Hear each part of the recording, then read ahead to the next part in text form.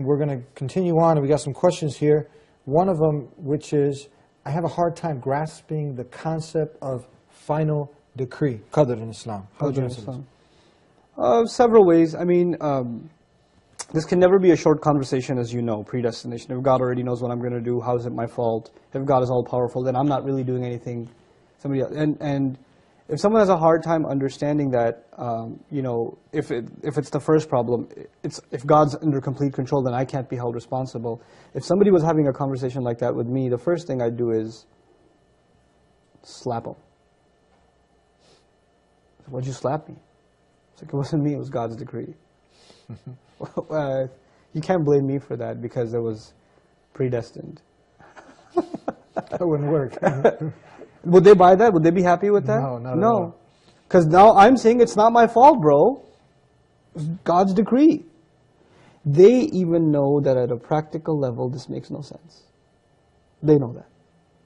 But you know why they believe it? Or they want to believe that? Or they want to argue that? Because they want to do some bad things and they don't want to be held responsible. Just like I just did something bad, and I wouldn't really do that, but I'm demonstrating that they don't want to be held responsible. That's the psychological root of this problem. The second thing I'd share is I have a lecture online somewhere. I don't know how everything I say ends up on YouTube, but I have a lecture there somewhere on the story of Adam alayhi salam. Because the Quran does not make a chapter out of decree.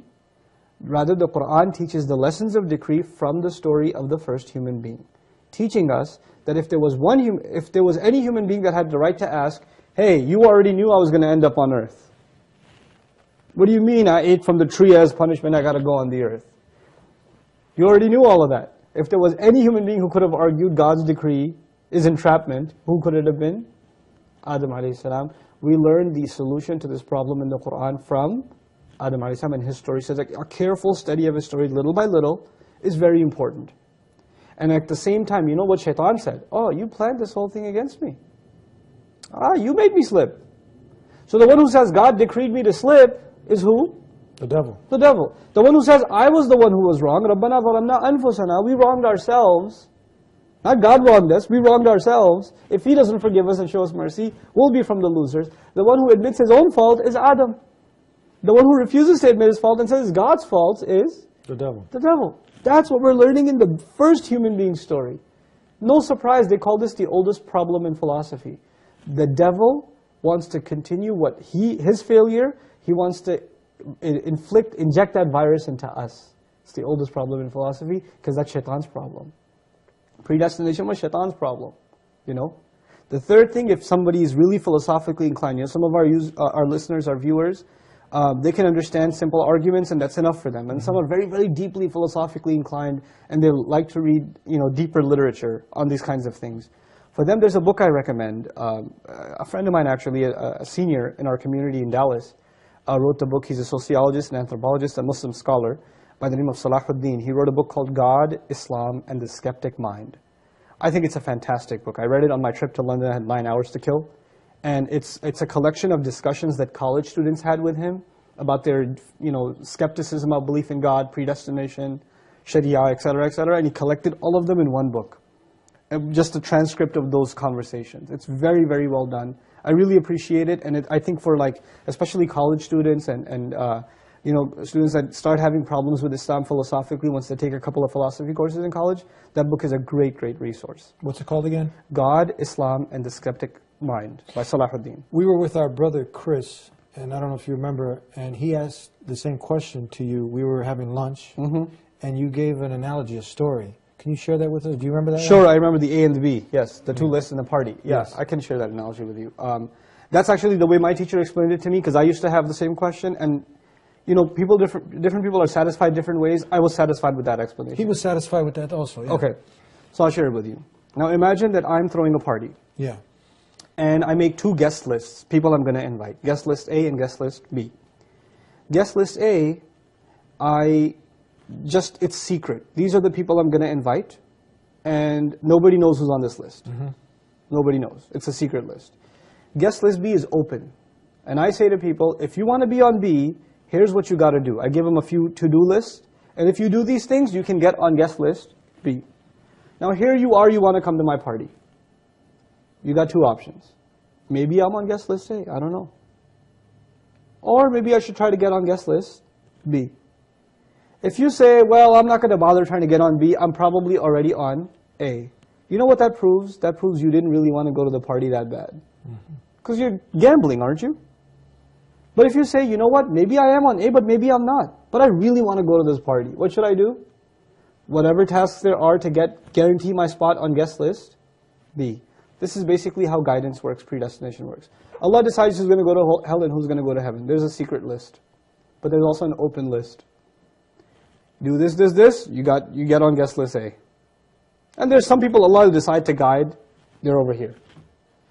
Amazing thing, you get to the party, guess what you realize? Your name is actually on both lists. And all the people who signed up on B were already on A. And all the people that didn't sign up for B weren't on A either. Meaning Allah mysteriously guides some people, but those are the people that do the right things anyway. Allah mysteriously decides some people don't deserve guidance. Well, you know what? They're the ones who actually don't do anything to deserve guidance anyway. So both of those things, in philosophy you could say, it's God's will and human effort. They come together in Islam. They come together. And the way they come together in the Quran, where this whole thing comes from, is actually one word in the Quran. It's in the Fatiha. Iyaka nasta'in. We say the word Iyaka nasta'in, which translates, your help we seek, or only your help do we seek. I'm sure you've heard that translation before. The word nasta'in in Arabic is important here. Different kinds of asking for help. I'll very quickly explain. If I had a flat tire, and I sit in the car listening to the radio, you walk by and say, hey buddy, could you help me change the tire please? I'll pop the trunk for you. And I sit in the car while you're changing my tire. That's asking for help, but that's a pretty retarded way of asking for help. Now imagine I had a flat tire, I got out myself, I pulled out the jack, I'm trying to crank up the car, but I'm not strong enough. You walk by and say, hey Eddie, you look like you work out, come on, help me out over here. I put effort in, and then I asked you for help. That's called nasta'in. Asta'inuka, I'm putting effort in already, and now on top of that I'm asking you for help. You know what we learned from that? The only time you and I have a right to ask Allah for help is when we do what first? Put effort in. If we don't put effort in, we have no right to ask God for help.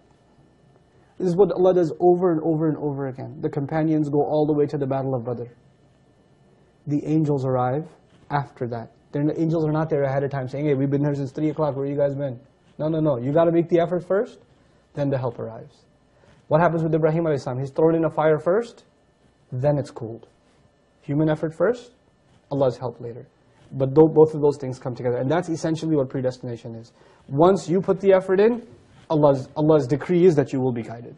Last minute that we have for our brothers in humanity, the not yet Muslims, and even the Muslims who now they've been away from Islam, and they are coming back. They watch some of our shows, they like what we have to say. What advice do you give to them, to the not yet Muslim and the Muslim, some of the basic things they can do right now to get back on track, or to get on track? Number one, you are in the opportunity of a lifetime. I mean, gosh, if you make tawbah now, if you repent to God now, and you change, you don't even do anything yet. You just sincerely turn to God and say, I'm turning back to you.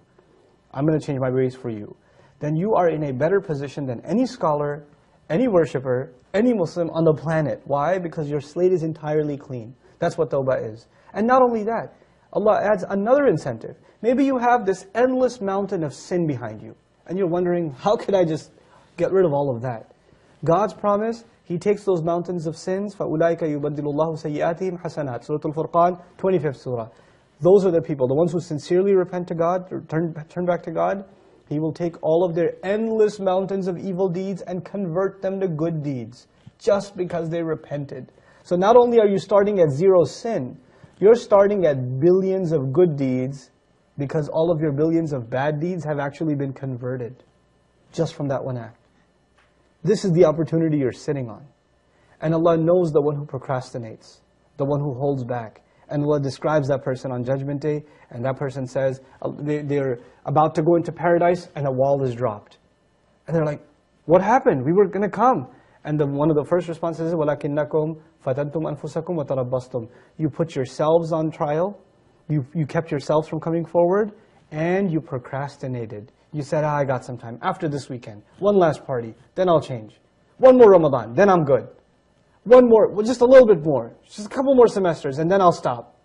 You were the people that procrastinated. So, well, it's dropped. you can't be from us anymore. So this is the opportunity you have to avail now. You and I have no time left. There's no time like now to make tawbah. So don't think you have time left. I shouldn't think I have time left. This is why the Prophet ﷺ look at him. His status compared to us. He used to make tawbah to Allah. He used to repent to God, ask Allah for forgiveness hundreds of times every day. For what reason? Because he knows, first of all, if a mistake has happened, it's converted to zero, and all the mistakes are turned into good deeds. Why not ask for forgiveness all the time? Great advice.